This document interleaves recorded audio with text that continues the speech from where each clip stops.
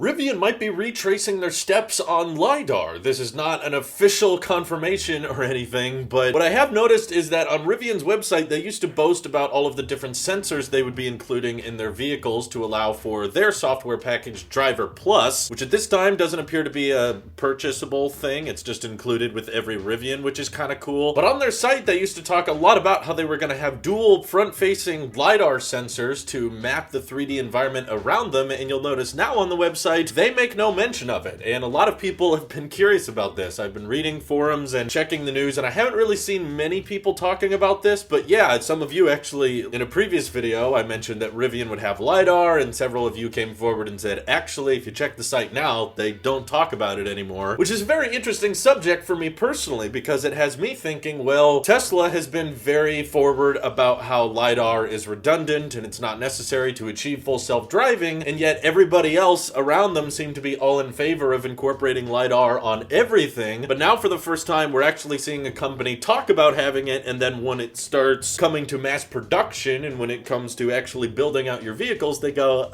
is it really that important though? And to be completely honest here, I'm not docking Rivian for not including Lidar. I bet we have kind of differing opinions on it depending on who's watching this, but personally, I think this was the right call to make, and Rivian is honestly going for such a different type of market that I don't see much of their business model being built around robo-taxi networks, especially when they have such a huge emphasis on adventure vehicles and off-roading and driving in the snow, driving in the dirt, and all of that kind of stuff is not going to be very useful to have autonomous software take control of the vehicle for. Maybe helping in the background and stuff, but when it comes to just actual driving out in the woods and out in the field and getting dirty, yeah, that's where having Lidar map the environment around you probably isn't going to make that big a difference. And at least currently, it doesn't appear that Rivian plans on collecting a lot of software revenue from autonomous driving features. So them looking at Lidar as kind of this expensive equipment that now they're seeing with Tesla in the full self-driving beta, they're like, hey, those cars are doing some amazing things with pretty much just vision and radar. Elon thinks radar will eventually become redundant, but there's still a lot of debating in the field right now about whether or not Lidar is going to be crucial for FSD, but in my personal opinion, I happen to side with Tesla here in thinking that the main bottleneck with achieving full self-driving is vision-based artificial intelligence learning, and if your software and your hardware is not able to comprehend what's around it and not just understand, hey, there's an object in front of me, I shouldn't hit that, but also when is it acceptable for me to go around a vehicle versus stop behind a vehicle and wait, understand when a pedestrian might be coming near the crosswalk, understanding the difference between traffic cones and debris that could be located in the road. It all really comes down to computational understanding of the car's surroundings. And once you solve the vision problem, then ultimately Lidar becomes not that useful, because Lidar is really just great at mapping your environment and figuring out, okay, don't hit that object, but Lidar doesn't give you very much information on the contextual usefulness of the items around you. It just tells you where those items are. So I see why Tesla has decided fundamentally that they don't need to include Lidar, and I feel like it should also be mentioned that it's not like they've never even considered it, okay? Tesla's been trying to achieve an autonomous driving future for a long, long time, and we've even seen many Teslas from the Fremont area with Lidar equipment strapped to the top of it, and I don't think it's because Tesla is considering adding Lidar. I think it's because they want to compare what their computer-based vision can interpret and turn into a 3D environment versus what Lidar can interpret, and see how accurate their computer vision software is. So I don't think Tesla wants to eventually bring it out, but likely they came to that same conclusion too, that yeah, you can basically train your neural net with cameras primarily, and once your vision is solid, Lidar becomes redundant and unnecessary, and also it's kind of expensive. Rivian is now seeing that and being like, yeah, I mean, we're not even gonna try to be level 5 autonomous here, so why would we start including Lidar if Tesla is getting closer and closer to level 5 and they don't even need Lidar? So RJ, Rivian CEO, has talked about in the past how they do plan on collecting data from autonomous driven miles with Rivian's vehicles with Driver Plus enabled, and using that data to improve the software in the future, but currently at least it feels like Rivian wants to kind of cap out around level 2, level 3, so the idea of the car being completely autonomous and you don't have to interact with the steering wheel or the pedals at all doesn't really sound like a goal they have in mind right now. Could be something they achieve in the future, or, you know, at this point they might just be reserving Lidar and computer-based vision vision stuff for the Amazon delivery van fleet, where autonomous driving might have a bigger role to play when it comes to delivering packages for Amazon. But when it comes to their adventure vehicles, I can totally see why they decided that, you know, our pickup trucks and our SUVs are cool and they're very sport focused and they're very adventure focused, but we need to get the price down. And I already think the R1T and R1S are kind of premiumly priced luxury adventure vehicles, which are great for being outdoorsy and stuff, but still, at a starting price around $70,000, that automatically puts them out of reach for a lot of car buyers out there. So if they want to get more competitive and they want to lower their prices and have safe enough profit margins in the future, yeah, they're going to have to figure out which parts are not crucial and start taking those out and figure out how to make a more minimal manufacturing process, because that's ultimately how you make more affordable vehicles. You take out parts that don't need to be there, you figure out what the essentials are, and you minimize your parts catalog so that there's not thousands of parts going into your vehicle. Try to get it down into the hundreds, whether it be casting press technologies or finding parts that can double functionality. A great example would be a structural battery pack like Tesla is doing soon. So I'm very excited in the future to see how many more car companies are going to follow Tesla's lead and decide, you know what, I don't think LiDAR is super crucial here, and I think Rivian is making the right call. What do you guys think? Do you think LiDAR is going to be crucial? Do you think that without LiDAR, there's no chance of us ever reaching level 4 or 5? Feel free to disagree with me. Just remember, one man's opinion. I'm not an expert on the subject, but thank you all for watching, and I hope you have an excellent rest of your day. Take care.